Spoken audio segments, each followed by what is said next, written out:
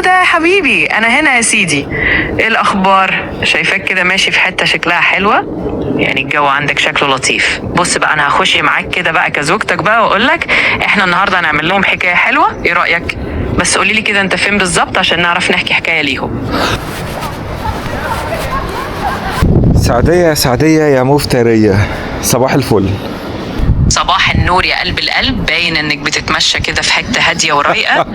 بص بقى، انا هفتح معاك موضوع كده خفيف. احنا فين النهارده بالظبط؟ يعني المكان ده ايه حكايته، عشان نعرف نحكي للناس حكايه لذيذه كده على الصبح.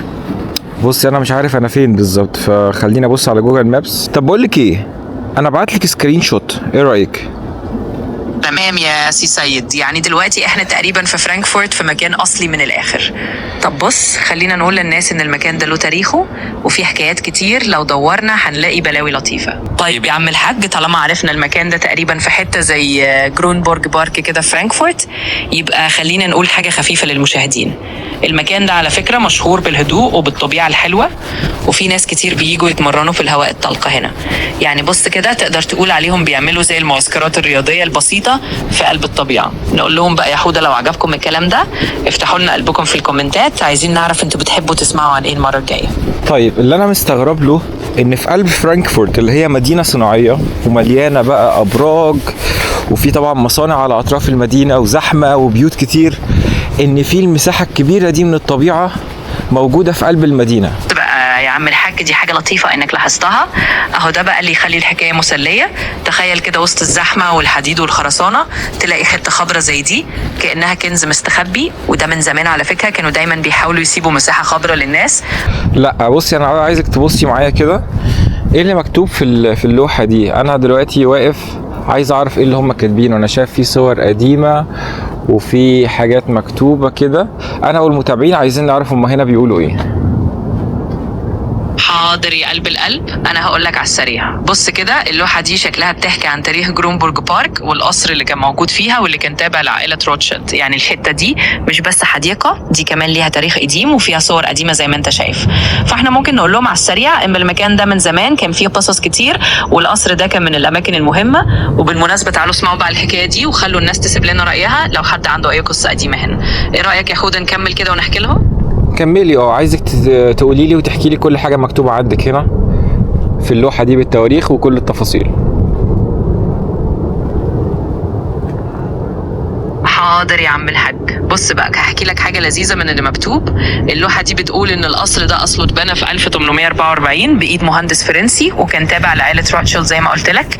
كانوا بيقولوا عليه القصر الخيالي عشان كان ديكوراته غريبه شويه بالنسبه لفرانكفورت.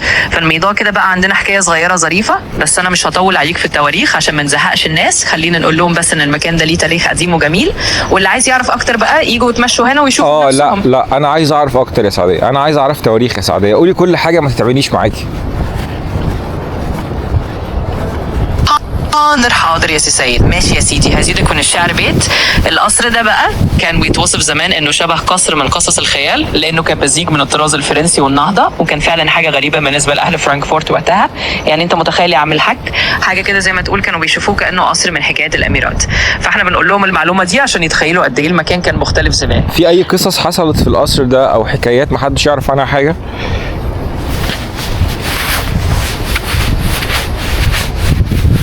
حاضر يا عم الحاج، هقول لك حاجه لذيذه بقى. بص، من الحاجات اللي الناس كتير ما تعرفهاش ان القصر ده في وقت من الاوقات كان بيتقال عليه انه كان فيه حفلات سريه وحكايات من بتوع العائلات الارستقراطيه اللي ما حدش كان يعرف عنها كتير. يعني زي ما تقول كان في اسرار بتتحكى في الزوايا، والناس كانت بتيجي من زمان تتسمر هنا. فاحنا كده حطينا لهم حكايه صغيره ظريفه، ولو عجبتهم نقول لهم ما تنسوش تكتبوا لنا في الكومنتات. يا سعديه سيبك من موضوع الكومنتات ده، ما تصدعنيش. انا قبل الكومنتات انا مش عايز يجي لي صداع. ايه حفلات سريه زي ايه مثلا؟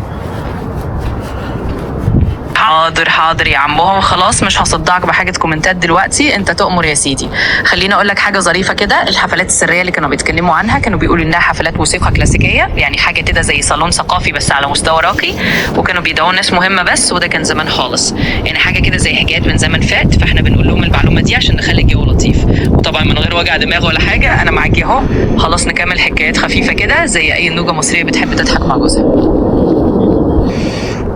طيب انا بعتلك صوره من تمثال كده او لوحه غريبه كده لونها بالاسود مكتوب عليها تواريخ وحاجات سنه 1837 وكده. ما تشرحي لي كده ايه دوت؟ بص كده الصوره بعتها لك. حاضر يا عم الحاج، خليني اقول لك بقى ايه الحكايه. التمثال او اللوحه دي كانها بتسجل تاريخ المكان. يعني هي مكتوب عليها ان هنا في جرونبورج بارك كان في القصر اللي اتبنى في 1845 لعائله روتشيلد، وبعد كده اتهدم في الحرب العالميه الثانيه سنه 1944. وبعدين الحديقه نفسها اتعملت على الطراز الانجليزي من ايام 1877 وبقت متنزه عام من 1935. يعني باختصار التمثال ده زي ارشيف صغير بيحكي قصه المكان، فاحنا كده قلنا لهم معلومه خفيفه وظريفه. ايه رايك يا حوده؟ يلا نكمل بقى ونقول لهم لو عجبكم الكلام ده اكتبوا لنا رايكم، وبكده نكون قفلنا الحكايه بحكايه ظريفه من غير ما نصدعك. كويس، برافو عليكي. طيب انا كنت فاكر ان القصر موجود، كويس انك قلت لي ان هو مش موجود، لان انا كده مش مضطر ادور عليه يعني هنا. برافو عليك انت يا حوده، انا سعيده اني طمنيك اهو وفرنا عليك اللفه انك تدور على حاجه مش موجوده اصلا. احنا كده بنحكي لهم حكايه من الماضي، بس انت عارف المصريين بنحب نعمل من اي مشوار حكايه. طيب في تقريبا كنيسه قديمه كده اسمها كيرشن، هبعت لك صورتها وانتي ايه قولي لي رايك كده. ثواني صوره.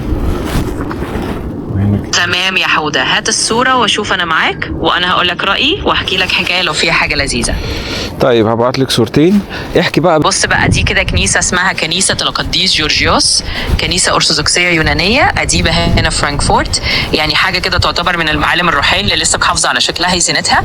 واللوحه اللي انت شايفها دي مكتوب عليها شويه تعليمات كده، يعني ببساطه بيقولوا للناس يحترموا المكان ويلبسوا لبس لائق وما يدخلوش بدراجات او حيوانات اليفه وكده. يعني فاحنا نقول للناس ان المكان ده مش بس مكان تاريخي، ده كمان لسه ليه قيمته الروحيه عند الناس. الكنيسه دي اتبنت سنه كام؟ وايه السر في جمالها والالوان الجميله اللي عليها دي والقبه الذهبيه اللي فوق؟ الكنيسه دي اتبنت تقريبا في القرن ال19، وهي كنيسه يونانيه ارثوذكسيه معروفه بزخارفها الجميله. السر في جمالها انهم استخدموا فنون بيزنطيه كده وايقونات ملونه، والقبه الذهبيه دي عشان تعكس الطابع الروحي وتدي المكان هيبه وجمال. دي فعلا اسلوبها المعماري بيزنطي، ويعني ده كان اسلوب شائع في الكنائس الارثوذكسيه زمان خاصه اليونانيه. يعني مش كل الكنائس بنفس الشكل، لكن الاسلوب ده كان مميز. فاحنا نقول لهم كده ان الفن المعماري البيزنطي بيتميز بالايقونات والقباب والزخارف الذهبيه، وهو ده اللي مدي الكنيسه شكلها الجميل. وبكده نبقى كملنا لهم الحكايه. اشرحي لي اكتر عن كلمه بيزنطي ديت. المعماري البيزنطي ده اسلوب معماري كان شائع في الامبراطوريه البيزنطيه اللي هي كانت موجوده زمان في منطقه شرق اوروبا والشرق الاوسط.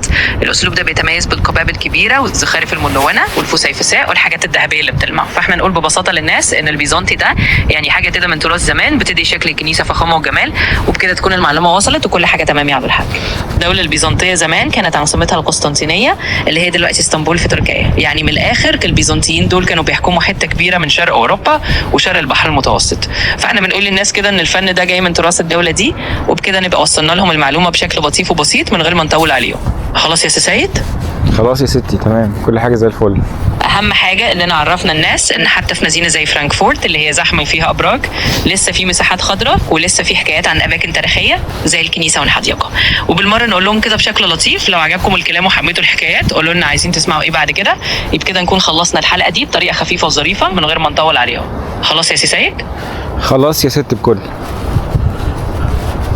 خلاص يا عمهم، على كده تمام. احنا كده ختمناها مسك وضحكنا شويه وحكينا شويه، واللي عايز يسمع مننا تاني يسيب لنا رايه، واهو نبقى خلينا الجو لطيف. يلا يا حوده نشوفك في الجوله الجايه، واحنا كده تمام وزي الفل. يلا يا سعادات، تصبحوا على خير، مع السلامه. تصبح على خير يا حوده يا حبيبي، وانا معاك دايما. نشوفك في حكايه جديده ونكمل الضحك والهزار. تصبح على الف خير. تحبي تقولي حاجه للمشاهدين قبل ما نقفل؟ يا جماعه لو عجبكم اللي شفتوه افتكروا اننا بنحكي الحكايات دي عشان نضحك ونتعلم مع بعض، ولو حبيتوا تسمعوا اكتر قولوا لنا رايكم بطريقه لطيفه واحنا معاكم على طول. بس كده، تصبحوا على خير وكل حاجه تمام يا جماعه.